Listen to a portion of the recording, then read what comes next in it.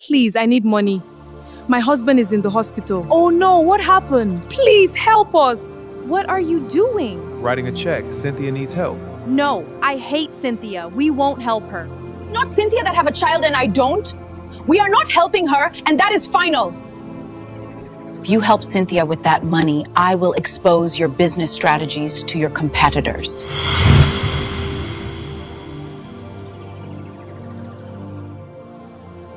The knock on Neka's door came hard and fast, the kind that carried pain before words ever could. When Neka swung it open, Cynthia stood there, her wrapper twisted, her eyes swollen, almost shut from crying. Neka was all she managed before her knees buckled. Neka caught her, pulling her inside. Her husband, Emeka, came out from the sitting room at the sound of it.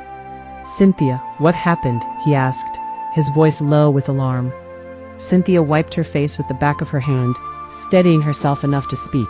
She told them everything, how 2 weeks ago the world had collapsed on her, when the call came that her husband and her son had been pulled from a mangled vehicle. How the hospital bills had eaten through their savings, their investments, every naira they had quietly built across the years. And now the doctors were asking for 7 million naira for the final surgery. Both of them needed it, and without it they would not make it through the week. She had already deposited 5.4 million, everything left to her name, and she was short. She had come to them because they were the only people left. Emeka stood up. "Give me a few minutes," he said quietly. "Let me see what we can do." He walked to the bedroom. Neka followed. She found him already at his desk, his checkbook open, his pen moving. 5 million, he murmured, almost to himself. It should cover the rest with something spare. "Stop." Neka's voice was flat. Emeka looked up. "We are not doing this." She folded her arms. "Tell her we don't have money." "Neka, did you hear what I said? This is the same woman who has mocked me for years. Every gathering, every family event, her son this, her husband that. She threw it in my face that I have no children. Now she wants to come here and collect from us?" She moved closer and lowered her voice to something sharp and deliberate. "If we give her that money, I will make sure the whole world knows every weakness in this house. Every single one." Emeka looked at his wife for a long moment. He closed the checkbook slowly. They walked back out together. Neka sat beside Cynthia, took her hand gently, and in a voice that was almost warm, told her they simply did not have it. Business had been difficult, she said. Things were tight. She was so sorry. She wished there was more she could do. Emeka sat across from them and said nothing. He watched Cynthia's face as the words landed, watched the last flicker of hope leave her eyes. His chest felt like something was being wrung inside it.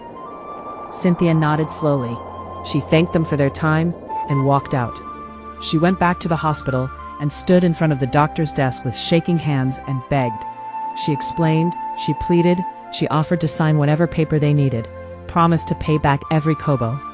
The doctor was not unkind, but he was firm. No funds, no surgery. It was a private hospital with a board and policies, and his hands were tied. Cynthia sat in the corridor outside her husband's ward, her head in her palms, the hum of machines and hurried footsteps all around her. She did not know how long she sat there. Then a nurse appeared and told her the outstanding balance had been cleared, all of it. Cynthia looked up. A gentleman came to the billing counter. He has paid in full. The theater is being prepared now. The surgeries went well, both of them. 2 days later, Neka arrived at the hospital with a carefully arranged face, a face built for receiving bad news gracefully. She had dressed nicely, chosen a quiet sympathy she could wear without effort. She walked into the ward prepared for the worst. What she found instead was Cynthia sitting upright on a chair beside 2 beds. Her husband awake, groggy but alive, and her son, pale but breathing, his bandaged hand resting in his mother's. There were flowers someone had brought. There was even the faint sound of Cynthia humming. Neka's prepared face faltered. Cynthia looked up and smiled, a tired smile, but a real one. "God showed up," she said simply. Neka murmured something appropriate. She asked a few questions and heard about the stranger, the mysterious man who had walked to the billing desk without announcement and cleared the entire debt. Nobody seemed to know who he was. He had given no name. Neka's jaw was tight by the time Emeka pulled her aside to greet Cynthia more privately. She excused herself, said she would wait in the car, and walked out through the hospital corridor faster than was polite. She sat in the passenger seat with her arms crossed, staring ahead, the engine off. Inside, Emeka bent to squeeze Cynthia's hand before leaving. She held it with both of hers. "Thank you," she said quietly. She looked at him with clear eyes. "The man at the billing desk. Before he left, he told me himself. He said he was not supposed to say, but he could not leave without me knowing. It was you." Emeka said nothing. A small, tired smile crossed his face. He pressed her hand once more and walked out. The drive home was silent. Neka stared out the window. She had gone to that hospital carrying something small and mean in her chest, and now it sat there heavier than before, with nowhere to go. Emeka kept his eyes on the road. He would not tell her, not because he wanted to punish her, but because some things simply were not hers to know. As for Cynthia, she lay back in her chair that evening, listening to her husband's slow, steady breathing, and understood something she had not wanted to see for years.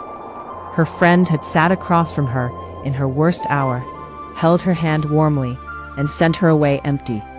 And a man she had never thought to thank properly had carried her when she could not carry herself. She finally knew the kind of friend she had, and the kind of person she had overlooked. Please give us a follow and a share if you appreciate our efforts here. Subscribe to our YouTube channel to be part of our family.